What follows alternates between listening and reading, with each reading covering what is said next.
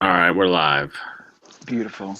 All right, everybody. So let's see. So last time we left off in part one, where I was speaking about the whole house of Israel and the whole house of Judah, that they were at one point one whole nation, right? When they were under David and Solomon, the kingdom was great. But under Solomon, the nation was split in two, and the northern house of Israel was taken into Assyria. They never came back as a whole to the land. Judah was taken into Babylon for 70 years. They never came back as a full whole, but they were in the land during the first century. And this is where, Yeshua comes from, from the tribe of Judah that was in the land where you get the Jews from. And, we were talking about how the prophets spoke of a day that they would return to the land. A huge one is Ezekiel 37, where it talks about the two sticks, how they will, one stick will be for Judah and one will be for Ephraim or Joseph, and that they will become one stick, one nation, no longer two nations. So we were going over that in part one, but this part two video is going to be more of a spiritual understanding of how all this stuff was going to be fulfilled and when was it going to be fulfilled. So if we look in the New Testament writings and if we look at the Gospel of Luke is where we're going to start. And this is a very interesting little passage here in Luke, starting in verse like 26. They call this the Mount of Transfiguration, where Jesus is, on the mount and he's praying, and Peter, John, and James are there. And all of a sudden, Jesus's face was like, shining, and his clothes were, all turning white. And starting in verse 30, it says, "And behold, two men were talking with him, Moses and Elijah." And then verse 31 says, "Who appeared in glory and spoke of his departure, which he was about to accomplish at Jerusalem." So what's really interesting here is Moses and Elijah appear and they're speaking about Jesus's departure. Well, if you look at the Greek, in the Greek, it is Strong's number 1841, and the word is exodon or exodus.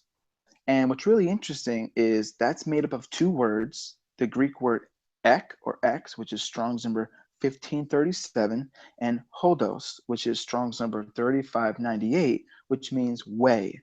So you have literally a way out, way out. That's literally what the word Exodus means. And that's the same thing if you go back to your Old Testament, the book of Exodus. It's literally the story of how the children of Israel, they had their way out from bondage of sin. I mean, bondage of, being slaves in Egypt. And so we can see here that they're speaking about Jesus's exodus, his way out. And another interesting thing is that the Greek word for accomplish is the Greek word pleroma or pleron, which is Strong's number 4137, which literally means to fulfill or accomplish. So in a sense, they're actually speaking of when is Jesus, going to fulfill the Exodus. And that's pretty much like what we're talking about is the greater Exodus. Well, this is it. This is Jesus fulfilling the Exodus. And I'm going to go through this really awesome chart from my friend Israel. He has a website called AskYah.net, I believe. And on there, he has a chart, about, the spiritual versus the physical Exodus. And just want to make sure his. Um,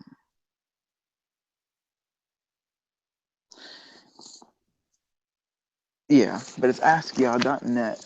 And yeah, so I'm just going to go over that chart and I'm going to show you the physical Exodus, the very first Exodus in the book of Exodus, and the parallel with the Exodus in the New Testament with Yeshua and the believers, that there's a correlation, a parallel between the physical and the spiritual. And we're going to look, the first one is bondage or slavery.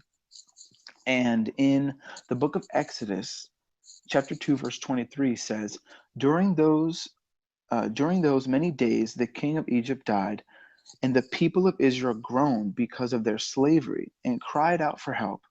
Their cry for rescue from slavery came up to God.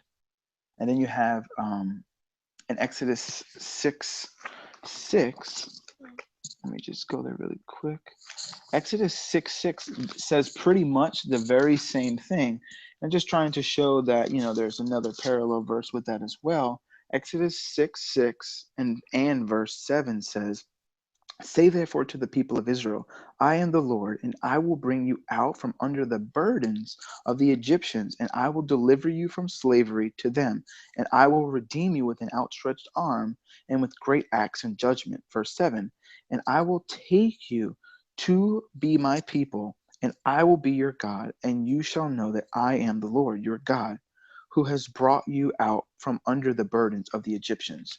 So we can see that there are burdens, slavery, bondage in the first Exodus when they were in Egypt. Now we can see in the new covenant writings that there is slavery for the people. And you can see that Jesus says this in John chapter 8, verse 34. Jesus answered them, "Truly, truly, I say to you, everyone who practices sin is a slave to sin." So we can see the parallel that the first Exodus, they were slaves to Egypt. And now in this Exodus that Jesus is going to accomplish is that the people, we are in bondage to sin. All right, now the next part is signs and wonders. In the first Exodus, in Exodus chapter 10, verses 1 through 2, it says, "Then the Lord said to Moses, Go into Pharaoh, for I have hardened his heart and the heart of his servants, that I may show these signs among them, and that you may tell in the hearing of your sons and your grandsons how I have dealt harshly with the Egyptians, and what signs I have done among them, that you may know that I am the Lord." Now you can see in the New Covenant writings, the New Testament, that the Gospels contain the signs and wonders of what Christ has done. He has healed the sick. He has raised the dead. He's walked on water. He's turned water into wine. You can see all these amazing signs and wonders in the Gospels. So again, you can see the same parallel with, the New Covenant. Now you have the Passover Lamb. In Exodus 12, verse 5 through 7, it says, "Your lamb shall be without blemish, a male, a year old. You may take it from the sheep or from the goats, and you shall keep it until the 14th day of this month, when the whole assembly of the congregation of Israel shall kill their lambs at twilight. Then they shall take some of the blood and put it on the two doorposts and the lintels of the house in which they eat." Now, what's amazing is you can see in the New Testament the true Passover lamb. In John 1, verse 29, it says, "The next day he saw Jesus coming toward him, and he said, Behold, the Lamb of God who takes away the sins of the world." And that was John the Baptist that said those things, referring to Jesus, the Son of God. And you also have in 1 Corinthians 5:7 that Paul wrote, he said, "Clean out the old leaven, that you may be a new lump, as you really are unleavened. For Christ, our Passover lamb, has been sacrificed." And then also Peter says in 1 Peter 1:19 says, "But with the precious blood of Christ, a lamb without blemish and without spot." So again, another reference to Jesus being the lamb. He is the true lamb. Now we have the unleavened bread, which was in the old, the first Exodus. And in Exodus 12, verse 8, it says, "They shall eat the flesh that night, roasted on the fire with unleavened bread and bitter herbs, they shall eat it." Now we have unleavened bread in the new covenant. In 1 Corinthians 5:7 through 8, we can see this parallel. And right here it says, "Cleanse out the old leaven, that you may be a new lump, as you really are unleavened. For Christ, our Passover lamb, has been sacrificed. Let us therefore celebrate the festival, not with old leaven, the leaven of malice and evil, but with the unleavened bread of sincerity and truth." So again, we have that parallel with the New Testament, which is just so amazing. Now, this is a very amazing one, is a commandment to remember. In the book of Exodus, chapter 13, verses 3 through 10 says, "Then Moses said to the people, Remember this day in which you came out from Egypt, out of the house of slavery. For by a strong hand the Lord brought you out from this place. No leavened bread shall be eaten. Today in the month of Abib you are going out. And when the Lord brings you into the land of the Canaanites, the Hittites, the Amorites, the Hevites, and the Jebusites, which he swore to your father to give you, a land flowing with milk and honey, you shall keep this service in this month. 7 days you shall eat unleavened bread, and on the seventh day you shall keep a feast to the Lord. Unleavened bread shall be eaten for 7 days. No leavened bread shall be seen with you, and no leaven shall be seen with you in all your territory. You shall tell your sons about, or on this day, about this day. It is because of what the Lord did for me when I came out of Egypt. And it shall be to you as a sign on your hand, as a memorial between your eyes, that the law of the Lord may be in your mouth. For with a strong hand the Lord has brought you out of Egypt. You shall therefore keep the statutes at its appointed time year from year. So right here, this is talking about to remember the first Exodus, the Passover, when they left slavery. That's what it's all about. This is to remember that. We're always going to, speak about that first Passover when, God has redeemed the children of Israel from slavery. But what's interesting is the New Testament gives us a commandment to remember. In Luke 22, verse 19, and this is Jesus saying, and he took bread, and when he gave thanks, he broke it and gave it to them, saying, this is my body, which is given for you. Do this in remembrance of me. So now we have, again, if you look, Luke 9:31, this is Jesus is going to fulfill the Exodus.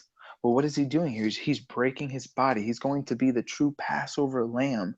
So this is to remember the greater Exodus when we leave our old life, when we leave sin and we go to a new, to be in Christ. That's what it's all about. That is the remembrance which we are to have. Now we have Israel redeemed. So now we have in Exodus 6:6, there is, and I'm going to use just go over some of the Greek Septuagint, which is the Old Testament translating in Greek around the year 250 BC. There's some debates on that, but the book of Exodus for sure, 250 BC. But Israel redeemed. In Exodus 6:6, it says, say therefore to the people of Israel, I am the Lord, and I will bring you out from under the burdens of the Egyptians, and I will deliver you from slavery to them, and I will redeem you with an outstretched arm and with great acts of judgment.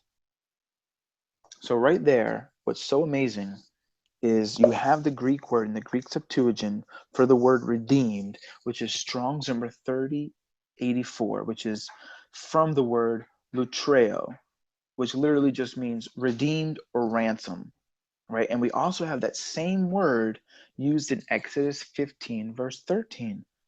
It says, you have led in your steadfast love the people whom you have redeemed. You have guided them by your strength to your holy abode. So right there, what's amazing is, again, we have the word lutreo, which is the same word found in Exodus 6:6, which is redeemed. And now what's amazing is we're going to see in the New Testament, Peter, in 1 Peter 1:18, uses the same word and says, knowing that you were ransomed, that's the word lutreo, ransom or redeemed, from the futile ways inherited from your forefathers, not with perishable things such as silver or gold. So again, these people have been redeemed by the real blood of the Lamb, just like in the first Exodus. They have been redeemed. The Passover Lamb is a redemption sacrifice. So, that's just mind-blowing when you parallel the Greek Septuagint with the Greek New Testament and see that the authors are using the Greek Septuagint and trying to connect them as one to show the physical and spiritual, the prophecies and the fulfillment in the New Testament.